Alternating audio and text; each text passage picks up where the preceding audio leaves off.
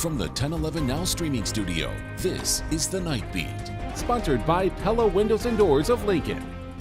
Good evening, I'm Danielle Shenk with your headlines for Wednesday, August 27th.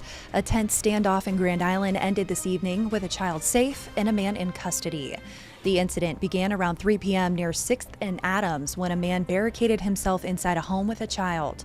Police blocked streets and negotiated for hours, eventually getting the child to safety. The man, armed with a knife, later walked out on his own and was taken into custody after officers fired impact rounds and deployed mustard gas. The home is just 2 blocks from Jefferson Elementary, which briefly went into secure mode. Police have not released further details on the suspect or charges. Back in the capital city, a Southeast Lincoln neighborhood is back to normal after authorities investigated a suspicious item found in a pickup near 46th and Normal.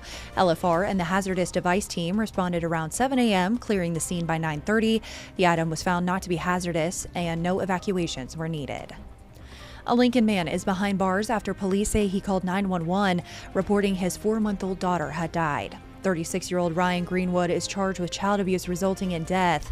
Police were called earlier this month to an apartment near South 27th and Woods Boulevard, where investigators determined the baby's injuries were from non-accidental trauma. The child's mother was also home at the time.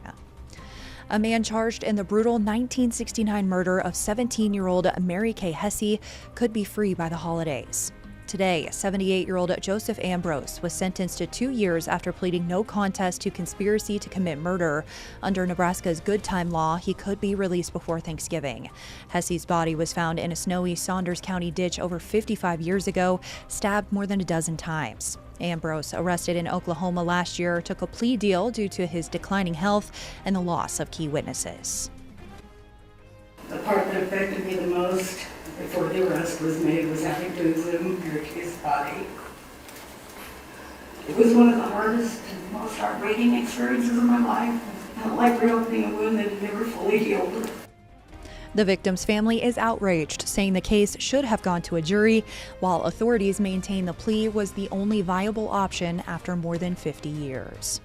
In other news, 13 senators, led by Senator Megan Hunt, are calling on Governor Jim Pillen to hold a public hearing on the new ICE detention facility taking over the work ethic camp in McCook.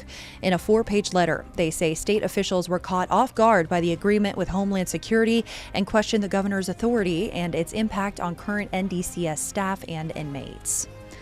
A new Nebraska law taking effect next month will significantly increase speeding fines across the state. We have seen an increase in speeding over 100 miles per hour across the entire state. It's not one area of the state as well. It's rural areas, it's Omaha Metro, Lincoln Metro, it's everywhere. So we have seen an uptick in higher speeds as well. So I think this fine adjustment may help to deter that. NSP says since Memorial Day, troopers have stopped 245 drivers going over 100 miles per hour, including 118 in July. Under the new law, fines range from $50 for 1 to 5 miles per hour over the limit to $400 for more than 35 over. Now to Nebraska volleyball, where Rebecca Alec is the ABCA National Player of the Week. The senior led the Huskers to a 2-0 start, recording 20 kills and hitting above 400 in wins over Pitt and Stanford. The Waverly grad was named MVP of Sunday's match against the Cardinal. One of 3 team captains, Alec is also earning praise as possibly the most improved player on the squad. Lastly, the Lincoln Children's Zoo is celebrating its first ever prehensile-tailed porcupine birth. The baby, born August 1st to mom Nora and dad Renzo, weighed just under 2.5 pounds at last check-in. The porcupine family is part of the zoo's ambassador program. Rounding out your night beat is a check of the 7-day forecast.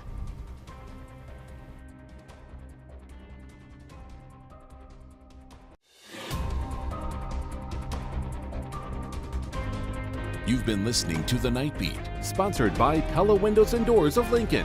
Watch, listen, and stream on the 1011 app on YouTube or wherever you get your podcasts.